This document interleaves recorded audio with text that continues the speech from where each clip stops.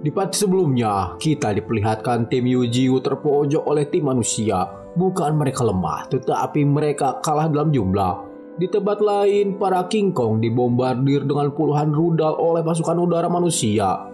Sejenak, para tentara di sana menghela napas panjang penasaran apakah para bis itu telah mati atau tidak. Akan tetapi, beberapa saat kemudian setelah asap di sana menghilang, terlihat akar-akar pohon yang sangat besar melindungi para bis di sana. Alhasil, para manusia kembali menembaki mereka dengan senjata api.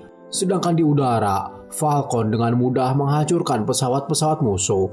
Di markas besar Mutant Beast, Yujiu kedatangan seorang tamu. Tamu itu adalah Jenderal Lee. Yujiu sendiri sudah merasakan akan kedatangannya. Tapi sebelum ke acara baku hantam masing-masing bos, Shin beralih ke pertempuran Qian King dengan Yan Lengling. Qian King tersungkur setelah mendapat tusukan di perutnya. Yan Lengling berkata jika bau tubuh Qian King sama dengan Xiao King, dan itu membuatnya ingin muntah. Kemudian tanpa ia sadari, dari belakang Tiger bersiap menerkam Yan Lengling. Lengling pun terjatuh setelah mendapatkan serangan dari Tiger. Ia menderita luka cukup parah. Tiger pun meminta Qian King untuk pergi dari sana, segera melapor kepada Master. Karena menurut si Tiger masih ada banyak kekuatan spiritual yang kuat di belakang musuh. Dan jika Qian King tidak pergi, maka mereka semua akan mati di sana. Pada awalnya, Qian King enggan meninggalkan bayi Tiger sendirian. Namun, bayi Tiger meraung agar Qian King dapat menurutinya. Setelah itu, Qian King pun pergi meninggalkan Tiger di sana. Tapi tentu saja pasukan manusia tidak akan membiarkan Qian King kabur begitu saja. Beberapa pasukan extraordinary melompat untuk menyerangnya. Namun, bis lainnya seperti Wind Wolf menjaga Qian King dari serangan musuh. Selain Wind Wolf, si Bango juga mengorbankan dirinya saat pasukan musuh menembaki Qian King. Sembari berlari, ia menangis jadi-jadinya melihat teman-temannya dibantai oleh musuh. Pertempuran itu tidak akan pernah dilupakan oleh White Crime atau Sang Bango. Pertempuran melawan War X-Snake. Dalam hati White Crime, ia tidak mempunyai hubungan spesial dengan kedua gadis itu, Xiao King dan Xiao Ling. Ia tidak ingin mati, dan ia juga tidak mengerti kenapa makhluk yang sudah mati harus diratapi seperti ini. Baginya, perilaku itu sungguh tidak berarti. Pada akhirnya, ia mengalami kekalahan telak atas War X-Snake. Sang Bango merupakan seekor burung darat yang hidup berkelompok, yang terdiri dari beberapa keluarga dan membentuk kawanan besar. Mereka termasuk dalam spesies yang terancam punah, tapi dengan datangnya energi spiritual, mereka mulai berhasil selamat dari kepunahan. Ya, setelah insiden dengan War X-Snake, White Crime segera mencari tempat perlindungan di bawah komando Guthrie. Dia merupakan karakter yang jarang disorot, tetapi ia tetap merasa bahagia karena berada di rumahnya. Saat bergaul dengan yang lain, ia mulai mengerti arti balas dendam. Semakin ia mengerti, semakin sakit juga rasanya. Ia juga merasa malu atas ketidakberdayaannya pada hari itu. Oleh karena itu, ia sudah bertekad ketika krisis yang sama terjadi, ia tidak akan pernah membiarkan musuh melewatinya. Dirinya dan bayi Tiger menjadi pondasi yang kuat menahan gempuran musuh dan menjaga Qian King agar dapat melarikan diri. Akan tetapi musuh yang seperti tidak ada habisnya membuat stamina mereka melemah. Bayi Tiger mengingat kembali percakapannya dengan Master Yujiu.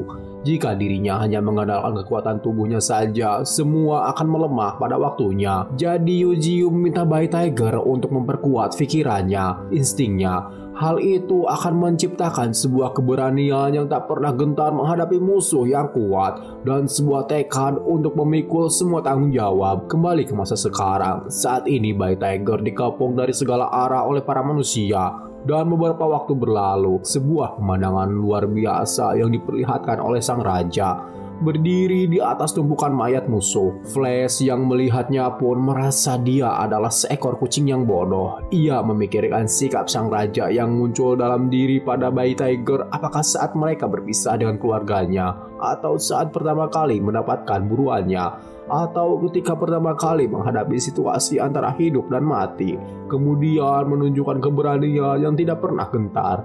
Bahkan di hadapan kematian pun, Tiger masih mempertahankan sikap sang rajanya.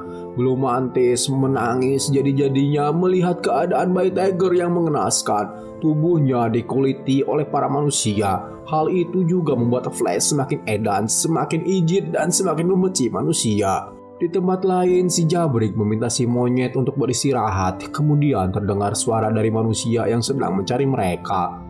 Si Jabrik pun mencoba untuk mengalihkan perhatiannya agar si monyet terhindar dari mara bahaya. Si Jabrik mulai menyerang para manusia di sana. Namun, tubuhnya yang terluka cukup parah tidak kuat menahan setiap serangan dari mereka. Alhasil si Jabrik tumbang dengan mudah. Bahkan sudah terkapar di dasar tanah, manusia itu tetap melancarkan serangan-serangan brutalnya kepada si Jabrik. Akan tetapi ia masih berusaha bangkit dan tidak akan menyerah. Para manusia pun bersama-sama akan menghabisi si Jabrik. Sembari teringat kenangannya bersama Xiaoling, tubuh si Jabrik mulai melemah dan kehilangan kesadarannya.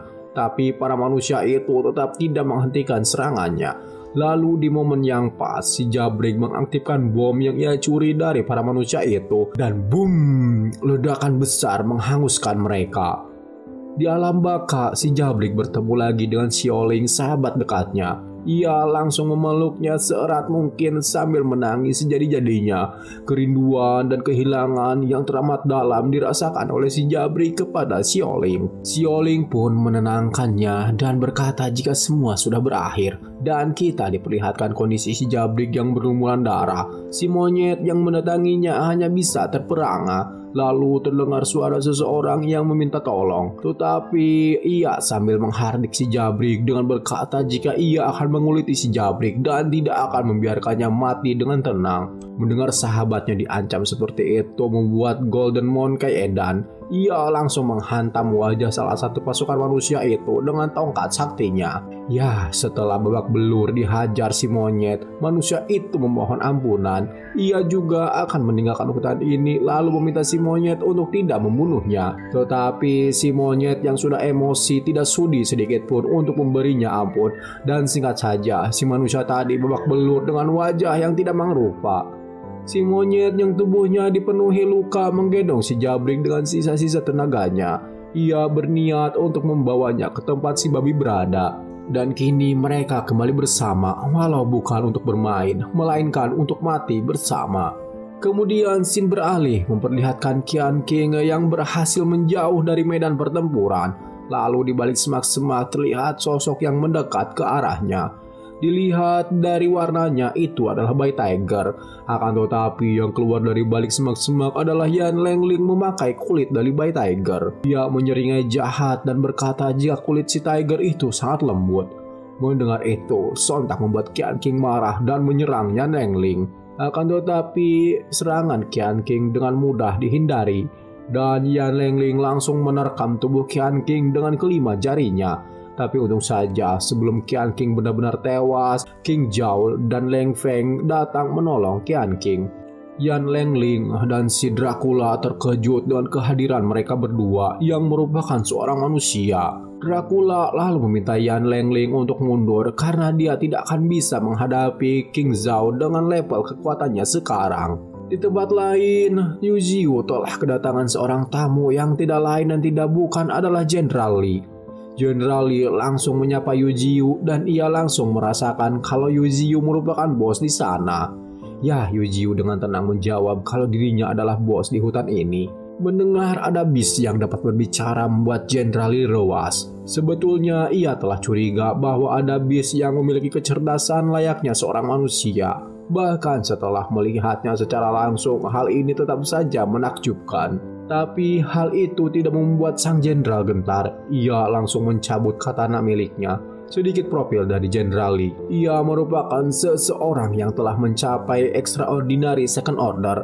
Kemampuan spesialnya adalah dapat meningkatkan kekuatannya dan mampu membunuh musuh di level yang lebih tinggi darinya, tapi akan mengkonsumsi satu masa hidupnya. Sekilas itu kekuatan yang overpower, tetapi bermata dua. Yu Jiu meluapkan kekesalannya terhadap manusia yang telah mengusik wilayahnya, padahal ia tidak melakukan apapun yang merugikan manusia.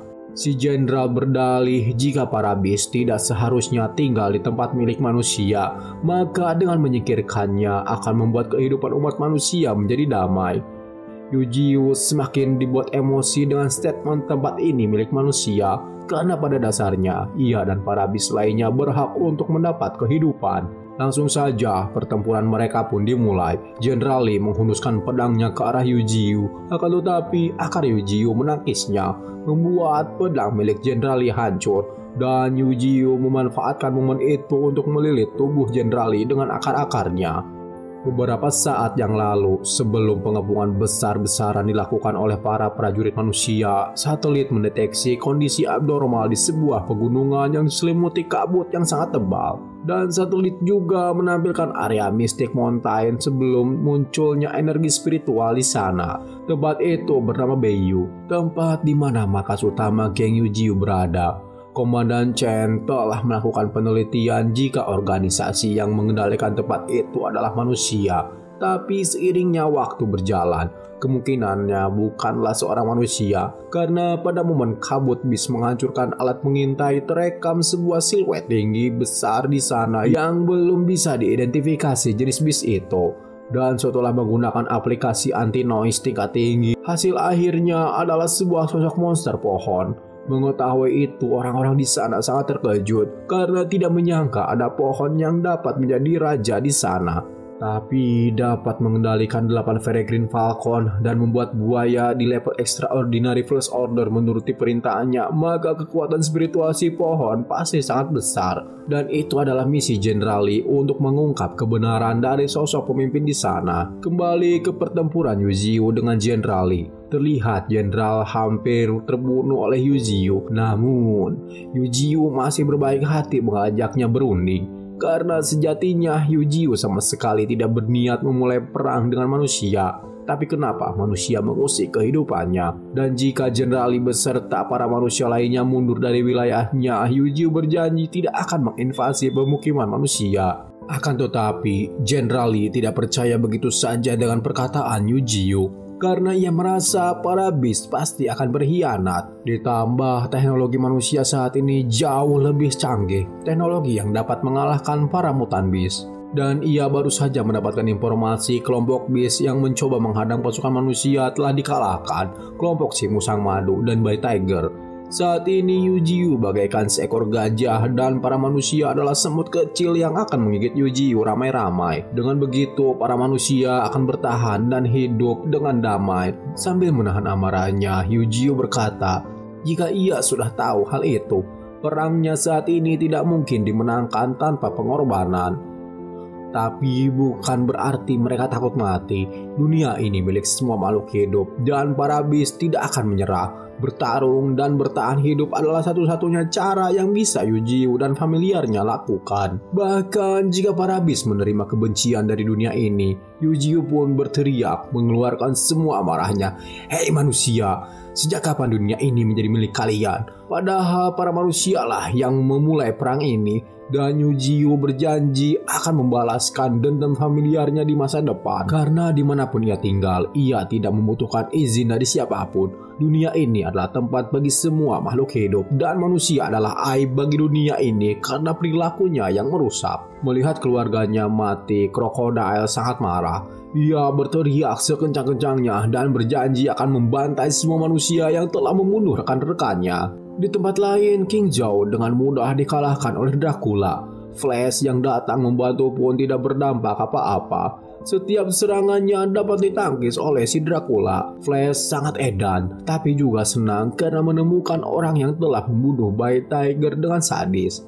Tentara yang berada di belakang Dracula mencoba menembaki Flash dengan senjatanya. Namun, belum mantis dengan sigap membantai para kroco itu dengan mudah. Kini hanya tinggal Dracula dan Yan Lengling yang masih hidup. Akan tetapi Yan Lengling melarikan diri sengabret-ngabretnya karena musuh yang berdatangan memiliki kekuatan jauh di atasnya. Flash yang kehilangan kesabarannya menyerang dengan brutal tanpa memikirkan serangan yang efisien dan efektif. Setiap serangan Flash dan Blue Mantis dapat dibaca oleh Dracula. yang menandakan jika dirinya memiliki kecepatan yang luar biasa karena dapat mengimbangi dua assassin Lancelot dan Hayabusa. Pada akhirnya dua assassin itu kehabisan staminanya, malah rahang si Flash patah saking kerasnya pertahanan Dracula. Dan di sini kita diberitahu kalau Dracula berada di level Extraordinary First Order, sedangkan Flash dan Blue Mantis berlevel Beginner. Flash yang terpancing emosi lantas menyerang Dracula membabi buta. Saking edannya serangan si Flash, Blue Mantis sampai tidak bisa melihat pergerakannya. Serangan dahsyat mendarat tepat di kepala si Dracula. Dirasa si Dracula terluka, Flash dibuat terkejut karena serangannya tadi tidak membuat goresan sedikit pun. Langsung saja Dracula membalas serangan Flash menggunakan jubahnya yang dapat berubah menjadi tombak. Kemudian dari belakang, King Zhou mempiting Dracula agar ia tidak bisa dapat menahan serangan yang akan dilakukan. Dan dari atas, Ling Feng menghunuskan pedangnya ke arah Dracula. Namun, tubuh si Dracula berubah menjadi ratusan kelelawar hidup. Ling Feng kemudian berteriak untuk segera menyerang kelelawar yang bermata merah. Blue Mantis dengan sigap langsung mensabet dengan segala kekuatan yang ia punya, hingga si Dracula terhempas ke tanah. Penderitaannya belum usai sampai di situ. Flash yang telah bangkit berlari dengan kecepatan penuh mendekati si Dracula dan menghempaskannya kembali ke tanah, membuat area di sana luluh lantah. Dirasa musuh sudah kalah, tiba-tiba dari bawah tanah Dracula menggunakan serangan yang bernama Shadow Impact. Serangan itu cukup brutal, membuat Flash dan Blue Mantis terpental. Lalu King Zhou yang menyelamatkan Ling Feng terkena langsung serangan itu. Dracula sendiri nampak terluka setelah menerima beberapa rentetan serangan dan juga energinya terkuras habis karena menggunakan Shadow Impact. Tapi serangan itu benar-benar kuat. King Zhou pun tewas, sedangkan Blue Mantis setengah tubuhnya telah hancur. Dia mengorbankan tubuhnya untuk melindungi Flash. Dracula tidak menyia-nyiakan momen ini, di mana pasukan Beast sudah tidak berdaya. Ia merasa harus segera membunuh mereka, karena jika dibiarkan mereka akan menjadi musuh yang menyulitkan. Namun, sekali lagi Qian King mengorbankan dirinya untuk melindungi Flash. Qian King berdalih kali ini biarlah dirinya yang menyelamatkan Flash. Dracula sesumbar jika perang seperti ini dilaporkan ke pusat dengan adanya korban manusia, mungkin perang seperti ini tidak akan terjadi lagi. Jadi ia akan merahasiakannya karena itulah salah satu cara agar ia bisa menikmati kesenangan dalam membunuh. King Zhou dan Qian King hanyalah hidangan pembuka karena ia berniat membunuh semua orang yang ada di sana. Kemudian Ling Feng meminta Flash untuk segera pergi dan membawa Blue Mantis kepada Godfrey untuk disembuhkan karena kekuatannya sekarang tidak akan bisa mengalahkan Dracula. Lalu tikus-tikus milik Ling Feng keluar dari dalam tanah mencoba untuk menyerang Dracula. Blue Mantis menyadarkan Flash yang terdiam membeku, lalu menyuruhnya untuk segera pergi. Biarkanlah para manusia itu untuk saling membunuh. Pada dasarnya Flash memang sangat membenci manusia, jadi jika mereka mati juga nggak apa-apa. Kemudian Flash mengingat masa lalunya. Ia telah menyaksikan jutaan kawanannya mati karena menjadi eksperimen manusia. Dirinya harus menerima takdir jika hanya ia yang berhasil bertahan hidup sampai sekarang. Rasa sakit yang ia rasakan entah sampai kapan akan berakhir. Bahkan jika ia tidak bisa menang, Flash akan tetap bertarung sampai akhir.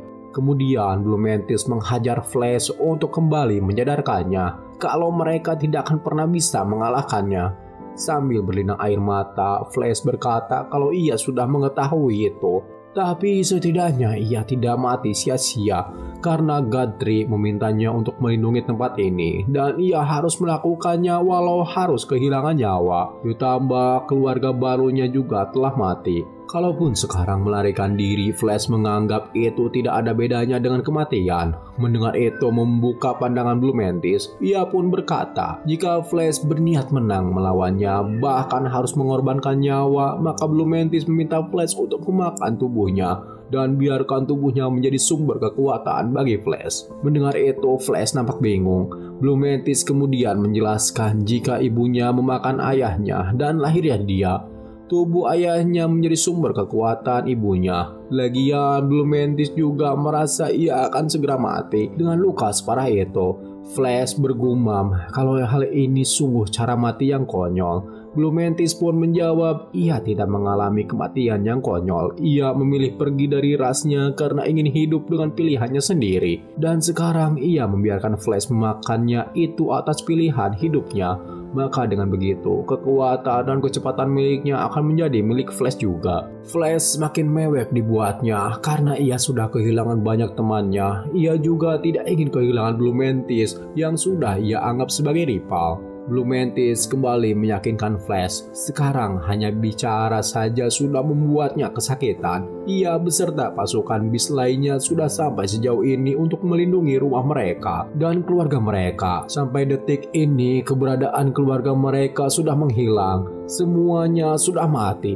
Daripada ia mati di tangan manusia, lebih baik ia memberikan kekuatannya kepada Flash. Blue Mantis telah menganggap Flash sebagai seorang teman. Dan ini adalah takdir yang ia pilih. Diselimuti rasa bersalah, Flash pun mencoba memakan Blue Mantis. Di tempat lain, Ling Feng sudah tewas di tangan si Dracula. Di saat Dracula akan menghabisi si Jerry, tiba-tiba serangannya ada yang menahan. Itu adalah Flash dengan tampilan skin epic. Si Dracula terkejut melihat Flash dengan tampilan baru. Karena ia merasa kalau Flash tadi sudah sekarat. Tidak hanya tampilannya yang baru, tapi kekuatannya pun meningkat meskipun masih di bawah kekuatan si Dracula.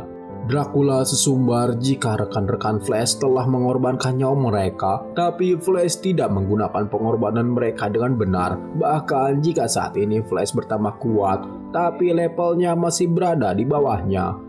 Namun, apa yang terjadi? Kecepatan Flash meningkat drastis sehingga Dracula tidak dapat melihat gerakannya. Dalam sekejap, Flash mengangkut tikus-tikus milik Ling Feng yang sudah tidak bernyawa. Flash tahu jika hati Ling Feng tidak berada di sisi Guthrie, tapi ia selalu memperlakukan tikus-tikus itu layaknya keluarga. Jadi Flash mengembalikan keluarganya. Dan untuk pertarungan sisanya, ia akan menyelesaikannya dengan cepat. Melihat Flash yang sok keras, Dracula berteriak, jika sekarang ia tidak main-main, ia akan membuat Flash menyesal karena terlahir ke dunia.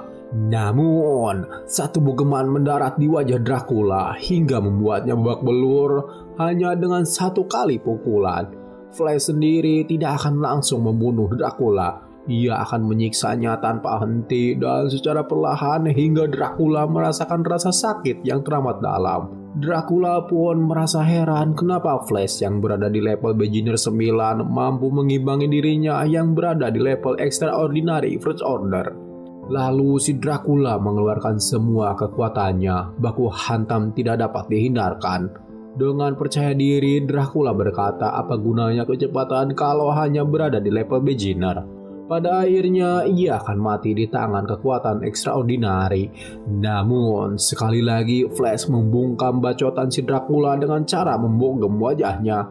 Ia terus menghajar Dracula tanpa ampun. Setiap amarah dari rekan-rekannya yang telah tiada seperti tercurah dalam setiap pukulannya. Kemudian Dracula menggunakan teknik khusus yaitu bom kelelawar. Jika Flash menghindarinya, maka teman-temannya lah yang akan kena serangan itu. Flash bergumam, kalau ia tidak bisa menghindar berarti satu-satunya cara adalah membunuh semua kelelawar milik si Dracula. Mendengar itu, Dracula tertawa meledek Flash karena jumlah kelelawar yang ia miliki adalah lebih dari 13.000 ekor. Dan jika Dracula langsung mengerahkannya sekaligus, Flash tidak akan bisa menahannya. Setelah Dracula mengirimkan bom kelelawar ke arah Flash, Flash langsung bersiap memasang kuda-kuda dengan cepat menangkis setiap kelelawar yang mendekat dengan kecepatan luar biasa. Kelelawar-kelelawar itu dikirim balik kepada si Dracula, lalu ledakan besar pun terjadi, membuat Dracula terjatuh ke tanah. Tetapi sebelum ia mendarat, Flash sudah berada di belakangnya, menambah gaya gravitasi dengan pukulannya hingga menghancurkan area sekitar. Flash sama sekali tidak mengendorkan serangannya. Flash menginjak kepala si Dracula dan bersiap dengan pukulan terakhir. Jika Dracula tidak dapat menghindarnya, ia pasti akan langsung tewas. Jedar! Pukulan Flash memporak-porandakan tempat itu. Akan tetapi, Dracula masih bisa menghindarinya. Ia mulai putus asa bagaimana mungkin seorang dengan level beginner bisa mengalahkannya yang berada di level extraordinary. Kemudian Dracula membuat tubuhnya menjadi besar lalu menyerang Flash. Tapi Flash dapat menghindarinya dengan mudah. Hal itu membuat Dracula semakin emosi. Ia pun menggunakan pukulan 1000 bayangan. Flash memiliki kebencian yang mendalam terhadap manusia, tapi ia mengingat kembali perkataan Eugeo. Jika tidak semua manusia itu jahat, dan mungkin saja di masa depan Flash akan mengubah pendapatnya tentang manusia. Ketika itu terjadi, Eugeo yakin Flash akan menjadi semakin kuat. Sambil memegangi tangan Dracula, Flash berkata, "Kamu membunuh teman-temanku, menyerang Master, dan bahkan mencoba mengambil rumah kami. Sekarang satu-satunya temanku kau bunuh secara brutal. Semua ini tidak bisa dimaafkan." Jedar! Pukulan terkuat menghantam wajah si Dracula, membuat kepalanya menancap di tanah. Flash pun memenangkan pertarungannya dengan manusia. Setelah berhasil mengalahkan Dracula, efek fusion antara dirinya dan Blue Mantis mulai menghilang. Tubuhnya yang penuh luka tidak bisa menahan kekuatan besar dari fusion. Sedikit demi sedikit skin yang terpasang di tubuhnya terkelupas. Kemudian Flash duduk bersama teman-temannya yang lain. Ia memberitahu mereka jika musuh sudah kalah. Ia pun bergumam, mungkin sudah terlambat untuk mengatakannya, tapi ia sangat senang telah mengenal mereka semua. Terakhir, Flash meminta maaf kepada Eugeo karena tidak bisa melindungi keluarganya, dan saat ini ia akan beristirahat untuk selama-lamanya. Flash pun gugur di medan perang. Lalu scene berpindah memperlihatkan Yan Lengling yang sedang berlari untuk kabur dari wilayah musuh. Kemudian dalam perjalanannya ia dihadang oleh Xiaoqing. Yan Lengling terkejut karena bertemu dengannya di sana. Ia lalu memberitahu Xiaoqing akan situasi darurat yang terjadi di sana jika pasukan genetik dan Beast sedang bertarung di barisan depan. Tapi kebanyakan Beast sudah berhasil mereka kalahkan. Sembari tertawa jahat, Yan Lengling menyuruh Xiaoqing untuk pergi ke garis depan. Yan Lengling pun beralasan karena dirinya terluka, jadi ia akan mundur. Namun, Xiaoqing tidak membiarkan wanita itu pergi begitu saja setelah banyak dosa yang telah ia perbuat. Yan Lengling yang kesal mengancam Xiaoqing karena perlakuannya barusan. Tapi Xiaoqing tidak gemetar sedikit pun dengan ancaman itu. Malahan ia balik mengancam Yan Lengling jika dirinya lah yang akan mati. Melihat tatapan membunuh yang dipancarkan Xiaoqing membuat Yan Lengling mengeluarkan keringat segede-gedenya. Kemudian ia berkata jika memang sebelumnya dirinya telah membuat Xiaoqing tersinggung. Dan soal profesor itu adalah murni kecelakaan karena kekuatan eliksir yang begitu kuat telah mempengaruhinya. Dan saat ini bukan waktu yang tepat untuk saling bertarung karena mereka harus bekerja sama untuk mengalahkan para Beast. Xiaoqing lalu berteriak agar Yan Lengling berhenti ngebacot, lalu mendaratkan bogem mentah ke wajah Yan Lengling. Menerima bogeman itu membuat Yan Lengling kesakitan. Xiaoqing lalu berkata jika ia telah berjanji kepada profesor untuk tidak membunuh Yan Lengling, tetapi ia tidak pernah bilang bahwa dirinya tidak akan menghajarnya. Pertarungan di antara mereka tidak dapat dihindarkan. Yan Lengling melompat ke arah Xiaoqing dan bersiap menyerangnya menggunakan cakar yang tajam. Namun, Xiaoqing terlebih dahulu mendaratkan serangan ke tubuh Yan Lengling yang diberi nama Flame First. Xiaoqing tanpa henti menghajar Yan Lengling hingga babak belur. Lalu ia menggunakan Fire Butterfly untuk membakar kesombongan Yan Lengling selama ini. Melihat kematian yang semakin mendekat, Yan Lengling memohon ampunan Xiaoqing. Ia mengaku salah selama ini dan akan membayar dengan menjadi budak Xiaoqing. Akan tetapi kesabaran Xiaoqing telah mencapai batasnya. Ia memasung kedua tangan Yan Lengling menggunakan tombak api. Xiaoqing menegaskan kembali apa yang telah ia katakan sebelumnya. Jika dirinya tidak akan membunuh Yan Lengling, tapi bukan berarti ia bisa terbebas begitu saja. Banyak Beast yang ada di gunung ini yang akan menggantikan tugasnya untuk menghabisi Yan Lengling. Dan muncul di sana 2 ekor serigala badai yang langsung membungkam congor si Yan Lengling. Singkat cerita, setelah menyelesaikan urusannya dengan Yan Lengling, Xiaoqing kembali melanjutkan perjalanannya ke dalam hutan. Akan tetapi, roh spiritualnya tidak bisa menghubungi Eugeo. Situasi di sana benar-benar kacau. Api telah membakar pepohonan yang ada di sana. Kabut Beast, Peregrine Falcon masih berjibaku menghancurkan pasukan musuh. Komandan Chen memerintahkan pasukannya untuk terus menembakkan bom api ke arah hutan. Serangan itu benar-benar menghancurkan ekosistem di sana. Jadi sebetulnya makhluk yang tidak pantas hidup di dunia ini adalah manusia. Mereka akan melakukan segala cara untuk mendapatkan apa yang mereka inginkan, walau harus membunuh dan menghancurkan lingkungan. Akar-akar Yuziu dan juga kabut Beast terus beregenerasi setelah menerima serangan-serangan tadi. Komandan Chen memerintahkan anak buahnya untuk terus menembakkan senjata yang mereka miliki, karena ia beranggapan musuh membutuhkan kekuatan spiritual dalam jumlah yang cukup besar untuk beregenerasi. Setelah musuh kehabisan kekuatan spiritual, mereka pasti bisa mengalahkannya. Kemudian 3 Peregrine Falcon meluncur ke arah penembak misil untuk menghancurkannya. Akan tetapi kekuatan mereka yang telah melemah berhasil dihadang oleh pasukan khusus milik musuh. Namun 1 Peregrine Falcon yang berhasil lolos berhasil menghancurkan salah satu dari penembak misil. Ledakan besar pun terjadi di sana, disusul dengan datangnya gempa bumi yang membuat para manusia ketar-ketir. Gempa bumi itu berasal dari krokodil. Tatapan kebencian terpancar dari matanya, seakan-akan dia berkata, "Manusia, aku akan menghabisi kalian semua." Kehadiran krokodil di sana membuat Komandan Chen ketakutan setengah edan.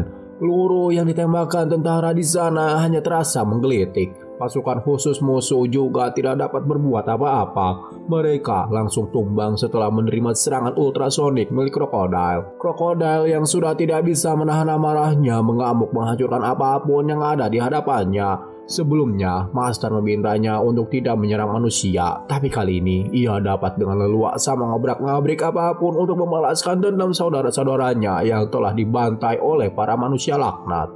Kemudian, Komandan Chen memerintahkan tentara darat dan pasukan khusus ekstraordinari untuk mundur dan meminta pasukan udara menembakkan bom paralik Muscle. Diserang dari udara dengan bom pembeku syaraf, krokodil tidak gentar sedikit pun. Tatapannya semakin tajam ke arah Komandan Chen. Akar-akar milik Yuziu membantunya menghancurkan pasukan udara musuh. Dengan begitu, krokodil dapat berakselerasi langsung ke arah Komandan Chen. Akan tetapi, pesawat yang selamat berhasil menembakkan satu misil yang dapat mengarah di mata krokodil. Boom! Ledakan besar terjadi di sana. Para manusia di sana bersorak atas misil yang berhasil mengenai organ vital dari krokodil.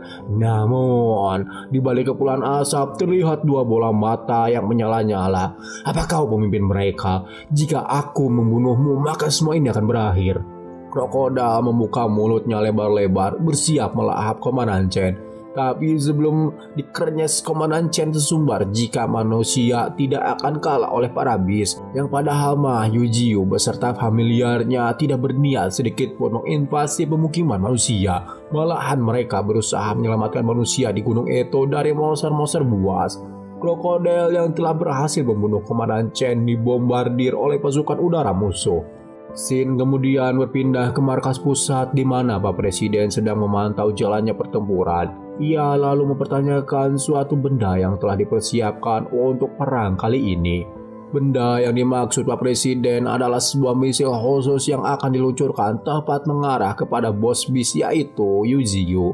Jadi ketika Jenderal Li mundur, mereka akan menembakkan misil itu. Akan tetapi setelah Jenderal Li masuk ke dalam hutan, markas pusat kehilangan kontak dengannya.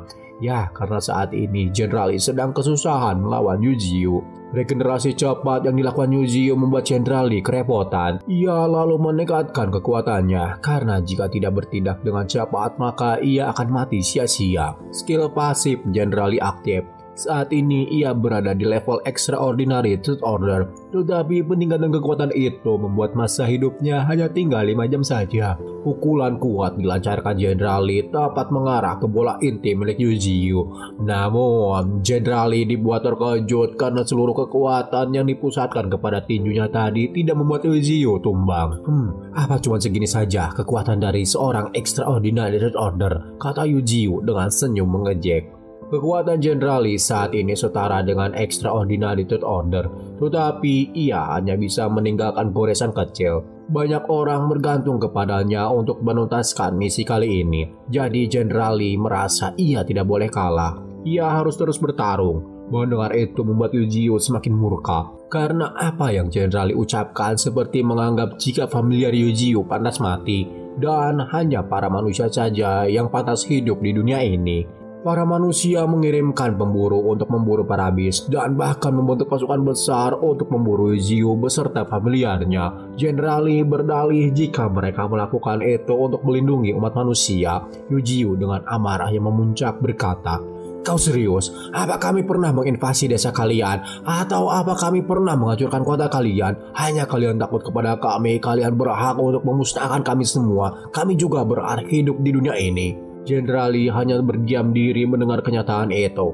Kemudian terdengar suara seseorang yang menghubunginya lewat earphone. Orang itu memberitahu Jenderal Lee jika ia telah melebihi batas waktu bertarungnya. Dan orang itu meminta Jenderal Lee untuk segera tinggalkan area itu karena markas pusat akan meluncurkan misil spiritual. Jenderal Lee harus menjauh setidaknya radius 10 km dari posisinya sekarang. Namun, sombongnya Jenderal Lee menolak perintah itu karena ia tidak sudi kalah dari sebuah pohon yang hanya berada di level extraordinary second order. Kemudian seseorang yang bernama Lao Zhao mengambil mikrofon dari stafnya dan langsung meminta Jenderal Lee untuk mengikuti perintahnya karena masih banyak yang harus ia lakukan di masa depan. Markas pusat tidak boleh kehilangan Jenderal Lee sekarang. Mendengar itu membuat Jenderal Lee luluh. Ia berkata kepada Yujio kalau sepertinya mereka sudah tidak perlu bertarung lagi karena sebuah misil yang mengandung kristalisasi spiritual akan segera menghancurkan tempat ini. Tidak peduli apa yang akan dilakukan oleh Yujio, kehancuran tidak akan bisa dihentikan. Jadi sejak awal misi Jenderal Lee hanya untuk menemukan lokasi bos para bis. Syarat peluncuran misil spiritual jika Jenderal Lee yang memiliki kekuatan extraordinary order tidak bisa mengalahkan bos musuh dalam waktu 1 jam. Jika pertarungan diteruskan, maka umat manusia akan kalah karena kelelahan dan kehabisan sumber daya. Ya, sebetulnya markas pusat tidak ingin menggunakan misil itu karena kekuatan spiritual yang terkandung di dalam misil itu hampir 1 juta kekuatan spiritual. Dan ini adalah senjata yang dikembangkan dengan kerja keras pemerintah. Meskipun radiasinya tidak separah bom nuklir, tetapi area yang terkena misil ini akan menjadi zona radiasi. Dan ini adalah kartu as umat manusia. Kelemahan terbesar Yujio adalah tidak bisa bergerak. Jenderal Lee pun pergi meninggalkan Yujio sambil mengolok-olok Yujio untuk memikirkan sendiri bagaimana caranya untuk bertahan hidup dari serangan misil dengan kekuatan 1 juta spiritual. Terlihat misil spiritual telah diluncurkan oleh markas pusat. Saat ini sedang menuju ke lokasi yang ditetapkan. Yujio pun memanggil akar-akarnya kembali. Ia berencana untuk melindungi tubuhnya dengan akar-akar yang telah berevolusi. Hei manusia, dengarkan aku. Aku tidak akan mati semudah itu. Terlihat misil itu mulai mengarah kepada Yujio. Ia mencoba memblokir menggunakan akar-akarnya. Akan tetapi akar-akar miliknya tidak cukup kuat menahan misil itu. Dan akhirnya misil itu pun menghantam bola inti Yujio. Boom! Ledakan yang sangat kuat mulai memancar dari bawah tanah. Entah apa yang akan dilakukan Yujio untuk dapat lolos dari ledakan ini. Yang pasti ia tidak boleh mati. Ia harus melindungi familiarnya dan ia tidak akan membiarkan familiarnya mati. Yujio kemudian berteriak, "Semuanya, kita akan hidup bersama selamanya."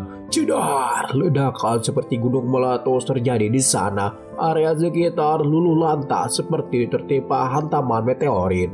Di markas pusat, salah satu staf memberitahu Presiden Federasi jika misil telah mengenai target. Presiden cukup senang karena misinya telah berhasil. Akan tetapi ia masih merasa belum tenang sebelum mendapat laporan dari lapangan. Di tempat lain, Jenderal Lee yang berhasil lolos terlihat batuk darah karena tubuhnya terluka cukup parah. Kemudian anak buahnya yang masih hidup menjemputnya dan memberitahu jika mayoritas pasukan mereka sudah mundur dari medan perang. Pembersihan area gunung sudah hampir selesai dan anak buahnya juga menjelaskan saat ini bis yang paling merepotkan adalah Crocodile. Dia telah menghancurkan hampir semua helikopter, tank baja, dan peluncur misil. Dia sendiri sudah membunuh 10.000 pasukan termasuk komandan tertinggi, Komandan Chen. Para manusia harus menggunakan ribuan misil untuk menumbangkan Crocodile. Saat ini bos para beast yaitu Yujiro telah dikalahkan oleh Jenderal Lee dan misil spiritual. Jadi di gunung ini sudah tidak ada lagi beast yang berbahaya. Nilai spiritual dari Beiyu sudah turun drastis dari 300.000 menjadi 1000 poin spiritual. Markas pusat juga telah mengeluarkan perintah untuk semua pasukan yang selamat mundur. Lalu di balik semak-semak datang Xiao King menghampiri mereka. Ia menangis sejadi-jadinya karena tidak bisa merasakan keberadaan Yujiro. Koneksi dengannya telah hilang sepenuhnya. Xiao King menyalahkan manusia yang telah menginvasi Beiyu. Salah satu orang di sana meneriaki Xiao King karena menurutnya Xiao King sedang melantur. Dan ia juga meminta Xiao King untuk menarik kekuatan spiritual yang sedang ia keluarkan. Akan tetapi, Xiao King tidak mendengarkannya dan langsung menggaplok wajahnya. "Oh, yang kau bunuh itu adalah masterku," ucap Xiao King yang membuat Jenderal Lee terkejut. Salah satu orang di sana langsung menyerang Xiao King karena Xiao King merupakan pengkhianat bagi para manusia. Tetapi orang itu dengan mudah dikalahkan oleh kekuatan barunya yaitu Silver Centipede. Jenderal Lee hanya terdiam melihat kenyataan ini. Ia juga tidak menyangka Silver Centipede yang mati itu karena berhasil diserap oleh Xiao King. Kali ini Jenderal Lee tidak akan diam saja. Ia akan maju sendiri untuk menghadapi Xiao King secara langsung. Xiao King langsung menyerang Jenderal Lee dengan kekuatan penuh. Walau sudah terluka cukup parah, Jenderal Lee berhasil memojokkan Xiao King. Jenderal Lee berkata ia ingin mengangkat Xiao King menjadi muridnya agar Xiao King bisa menjadi prajurit yang kuat. Tetapi saat ini Jenderal Lee sangat kecewa karena pengkhianat yang selama ini ia cari adalah Xiao King. Jenderal Lee sesumbar jika kekuatan Xiao King sekarang takkan mampu untuk mengalahkannya. Cidar! Tabrakan dua kekuatan spiritual tidak dapat dihindarkan. Singkat saja, saat ini Xiao King benar-benar babak belur. Tubuhnya dipenuhi luka-luka. Jenderal Lee meminta Xiao King untuk menghentikan pertempurannya karena itu akan membuatnya mati. Jika Xiao King menyerah, ia akan menutupi kenyataan yang telah terjadi soal pengkhianatan Xiao King. Namun, tatapan Xiao King sangat tajam menandakan keseriusannya untuk menuntaskan pertarungannya dengan Jenderal Lee. Xiao King berkata jika para manusia adalah sampah dunia ini dan yang harusnya musnah adalah mereka. Mendengar itu membuat Jenderal Lee murka. Ia pun berniat untuk langsung membunuh Xiao King. Akan tetapi, sebelum Jenderal Lee menghunuskan tombak spiritualnya, dua serigala badai menggigit lengannya. Lalu Shin beralih memperlihatkan Yujiro tengah berada di suatu tempat yang sangat gelap. Ia bergumam jika semua familiarnya telah mati dan apakah ia akan sendiri lagi. Kemudian Yujiro disadarkan oleh suara Xiao King yang memanggilnya. Shin pun kembali ke pertempuran Xiao King dengan Jenderal Lee, di mana saat ini tubuh Jenderal Lee digigit dua ekor serigala badai, tapi kekuatan mereka berdua jauh di bawah Jenderal Lee. Dengan mudah Jenderal Lee mengalahkan mereka. Serigala badai pun berkata kalau waktu itu ia tidak bisa menolong Xiao King dan Xiao Ling. Kali ini serigala itu memohon agar Xiao King dapat bertahan hidup demi mereka. Serigala badai pun menjadi familiar terakhir Yujiro yang tewas. Hal itu membuat luka yang mendalam dalam diri Xiao King. Kalian manusia hanya karena takut kalian harus memusnahkan kami. Kenapa perang selalu menjadi satu-satunya solusi untuk menyelesaikan segalanya? Kenapa selalu saja perang? Apa salah bagi kami untuk hidup di dunia ini? Teriakan kekecewaan Xiao King menggema dalam keheningan. Namun Jenderal Lee membentak Xiao King karena menurutnya para beast itu hanya sekumpulan hewan buas. Jangan samakan mereka dengan manusia karena mereka bukan manusia. Tidak ada yang bisa menjamin kalau para beast tidak akan menyerang umat manusia. Bahkan jika ada sebuah api kecil yang membakar, ia tidak akan membiarkan api itu menjadi besar. Xiao King, jika itu keinginanmu untuk hidup bersama para beast itu, maka matilah di sini. Jenderal Lee menghunuskan pedang spiritualnya ke arah Xiao King.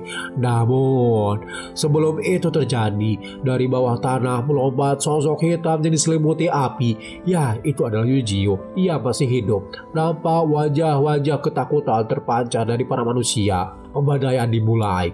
Yujiro mendarat tepat di hadapan Jenderal Lee dan langsung mengobrak-abrik area di sana. Hei manusia sampah, menjauhlah dari Xiao King, teriak Yujiro. Jenderal Li pun nampak edan melihat kenyataan jika Yujiu masih hidup. Akan tetapi saat ini kondisi Yujiu sangat memprihatinkan, di mana cabang-cabangnya telah rusak, kesembilan akarnya rusak, kemampuan beregenerasinya juga tidak dapat bekerja. Sistem yang dimiliki Yujiu akan segera hancur. Masa hidup Yujiu hanya tinggal 10 menit saja.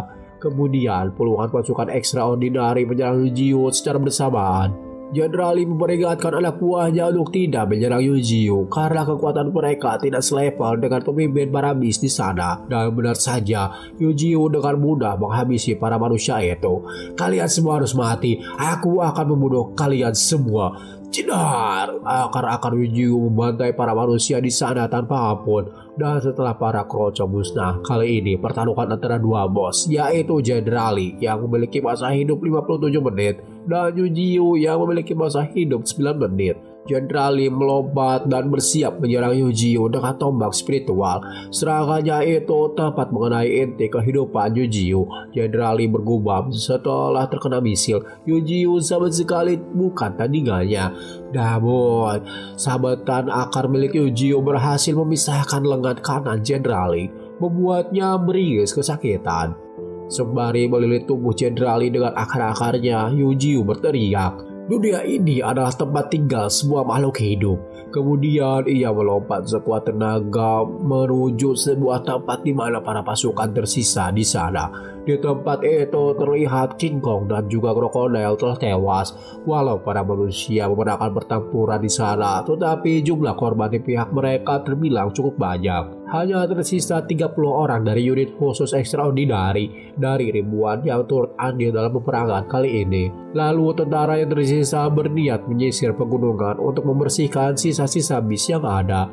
Baru saja beberapa langkah mereka berjalan, sebuah akar besar menjegal perjalanan mereka, yaitu akar milik Yujiu. Jenderal Li yang sedari tadi terlilit akar berteriak kepada semua anak buahnya agar mereka segera lari, karena monster yang ada di hadapan mereka kali ini adalah bos dari para bis di sana. Akan tetapi anak buahnya tidak mendengarkan perkataan Jenderal Li. Mereka malah menyerang Yujiu secara bersamaan. Yujiu yang setengah edan kembali membantai seluruh manusia yang tersisa di sana. Boom! Akal-akal milik Yujiu memporak-porandakan tempat itu dengan mudah. Peralatan tempur umat manusia bak mainan yang terpotong-panting. "Kalian tidak akan bisa keluar dari sini," Yujiu berteriak sambil menggunakan serangannya yang bernama Willow Slash. Pisau angin itu mencincang pasukannya tersisa. Beberapa manusia yang akan melarikan diri segera dicegat Yujiu. "Nyala dari wilayahku dan jangan pernah kembali lagi. Kalian tidak diizinkan untuk menginjakkan kaki lagi di tempat ini." Jedar! Serangan kuat itu menghancurkan area di sana. Hingga yang tersisa dari pihak manusia adalah Jenderal Li.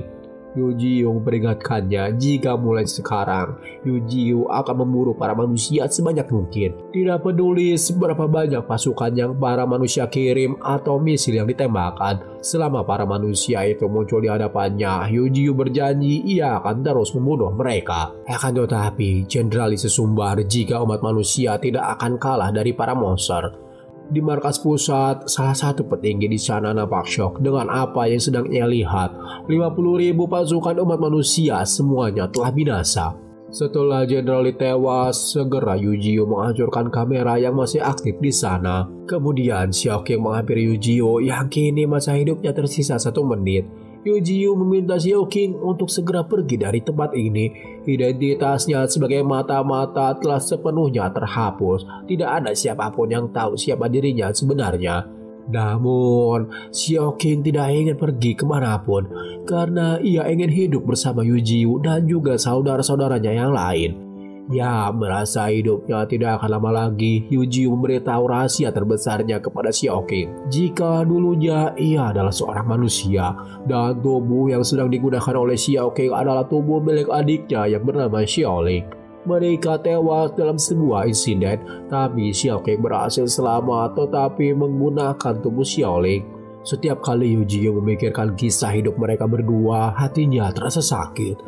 Yujio sungguh sangat ingin menyelamatkan Xiaoqing dan Xiaoling pada waktu itu. Dan kali ini Yujio tidak ingin kejadian waktu dulu terjadi lagi kepada Xiaoqing. Dia pun meminta Xiaoqing untuk pergi ke dunia manusia dan memulai kembali kehidupannya dari awal. Untuk pertempurannya sendiri, keluarga mereka lah yang menang. Kesadaran Yujio semakin menghilang. Sebelum benar-benar pergi, Yujio berpesan jika mulai sekarang tidak peduli apapun yang akan terjadi, Xiaoqing harus berdiri dengan tegak dan hidup dengan percaya diri. Ia tidak bisa menepati janjinya kepada familiarnya yang telah tewas. Yujio bergumam, ia akan pergi sekarang dan langsung meminta maaf kepada familiarnya. Xiaoqing, maaf karena sudah meninggalkanmu sendirian. Yujio pun tewas untuk kedua kalinya dan Xiaoqing hanya bisa menangis jadi-jadinya karena kali ini ia benar-benar sendiri.